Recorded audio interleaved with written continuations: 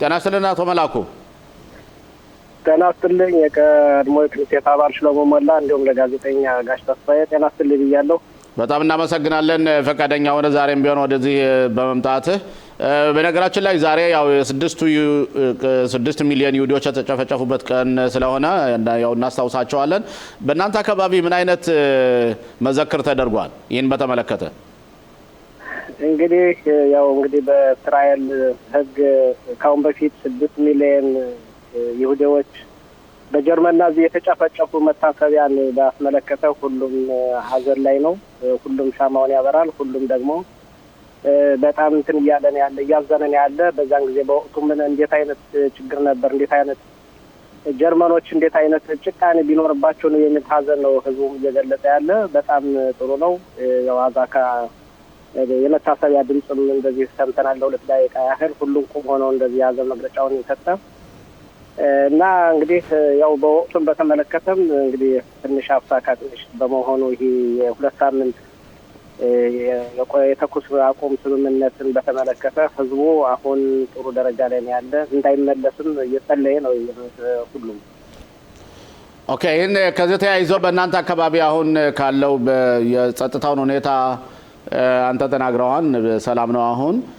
ግን ሰው አሁን በተለይ አሜሪካና ኢራኖች የሚያደርጉት ድርድር ውጤታማ ስላልሆነ እስካሁን ድረስ በእርግጥ የጦር ማቆሙ ሁኔታ ለተወሰነ ጊዜ እንዳለ ቢሆንም ህዝቡ ፍርሃት ላይ ያለው ጦርነቱን ነገር አይታደሳን ተብሎ ወይስ እንዴት ነው? ህዝቡ በእርግጥ የታደሰ እንዳይታደስ ነው ሁሉም ነገር ያው ተጠንቀቅ። ጦርነት ማንም ሰው አይፈልግም። እንግዲህ እንደምታስበው ማንም ሰው ጦርነት የሚፈልገው የለም።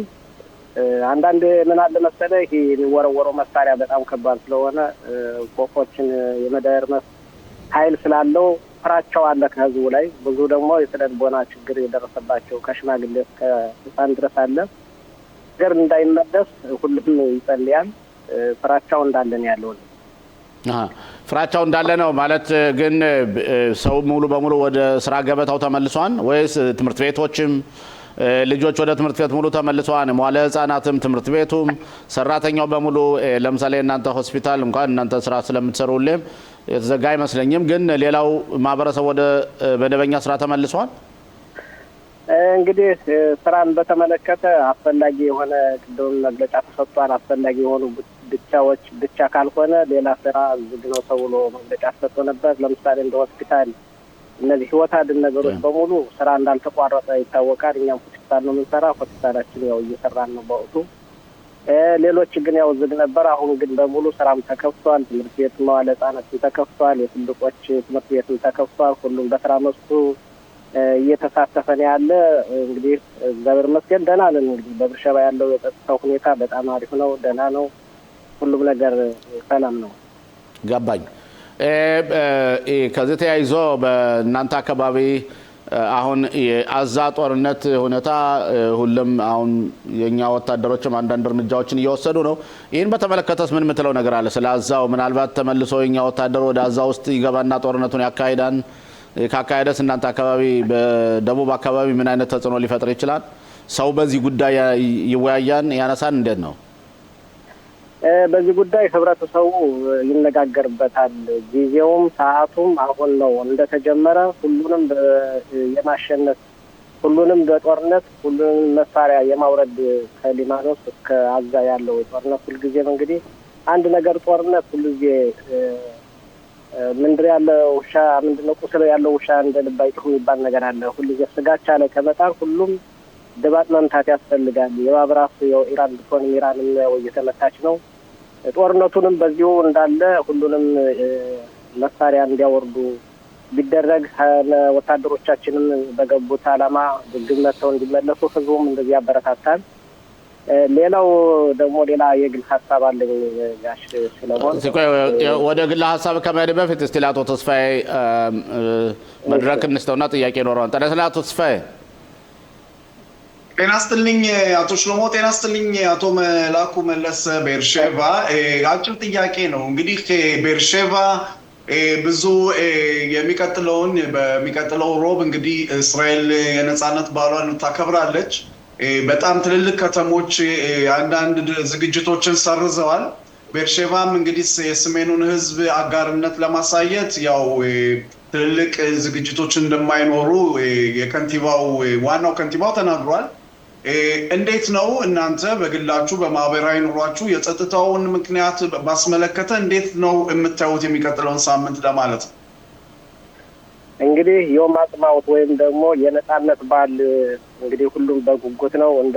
እንደምናውቀው ከአሁን በፊት ብዙ ቤተሰብ በአንድ ላይ በመገናኘት የስጋ ጠበሳ፣ ውጭጭ አለ፣ አንዳንድ ስለቶች አሉ፣ ወዘተ የመሳሰሉ ነገሮችን ማህበረሰቡ እንዲሁም እኛ አሁን ጦርነት ከተጀመረ ወደዚህ ከጥቅምት 7 ጀምሮ ወደዚህ ነው ያቆምነን እንጂ አብርሃም ባድማ ነበር እንደዚህ ጎረቤት ተሰባስበን በደስታ የአብርሃም ባድማ በጣም ደስ የሚል ቦታ ነው። ከሱ ነበር ስናከብር የነበረ ከማሃብሊም ወደዚህ ግን በየቤቱ ሆኗል። በየቦታው በአካባቢ እንደውም አሁን ሚቅላጥ ይዘን ነው እያሰብን ያለን። ለወደፊቱም ህብረተሰቡን ሚቅላጥ ይዞ ባለፈው የነበረው የፋሲካ በዓልም ከመግቢያውና መውጫው ባህል ነበረ። ያንንም ሚቅላጥ ደንበር ይዞ ነው ሲያከብር የነበረ። አሁንም ለሚመጣው ዮም አጽማውት ወይም ደግሞ የነጻነት በዓል እንደዚሁ እያሰበን ያለ በደስታ ህብረተሰቡ ምንም ችግር የለበትም። ኦኬ፣ ሌላ ሀሳብ አለ ያልከው ምን ነበር? ሀሳብ አለኝ ያልኩት በእውነት አንዳንድ ጊዜ በእኛ ህብረተሰብ ላይ ትልልቅ አንዳንድ ጉዳቶች አሉ። ጉዳቶች ምንድን ነው? በኢትዮጵያ የሚመጡ ይሁዶች በሙሉ እንግዲህ ከመጡ በኋላ እስከ 15 ዓመት ድረስ የተለያዩ ድጋፎች ከትምህርት ጀምሮ እስከ ተለያየ በጀት ይበጀትላቸዋል ለእኛ ኢትዮጵያውያን። እነዚህ በጀቶች አንደኛ ለትምህርት ቤት እንግዲህ 20% ከየግል ተማሪው ቢከፍል 80% መንግስት ይከፍላል። ዩኒቨርሲቲም ሆነ ሌላም ትምህርት የሚፈልገውን ነገር ሙያም ሆነ ሊማር ይችላል።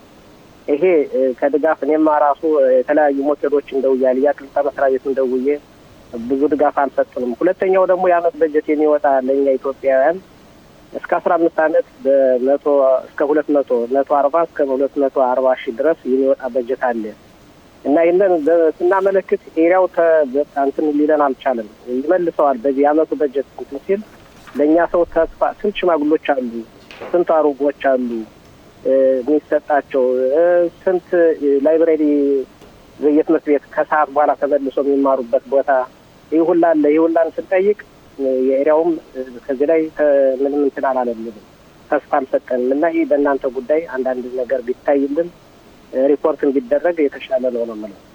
ኦኬ፣ ማሳሰቢያውን ተቀብለናል። ወደ መጨረሻ ላይ አንድ ጥያቄ ልጠይቅና ከዚህ እንጨርሳለን። ባለፈው ቤርሼባ አካባቢ በተለይ ቤርሼባ ሆስፒታል ላይ ኢራኖች ሚሳኤል ተኩሰው ሆስፒታሉን በከፍተኛ ደረጃ ጎድተውት ነበርና ያ የተጎዳ ቦታ እንደገና ተመልሶ እንዲሰራ ወይም እንዲገነባ ተብሎ ነበርና እዛ ላይ አሁን ያለው ተመልሶ እንደገና የመገንባት ሁኔታ ምን ደረጃ ነው ያለው?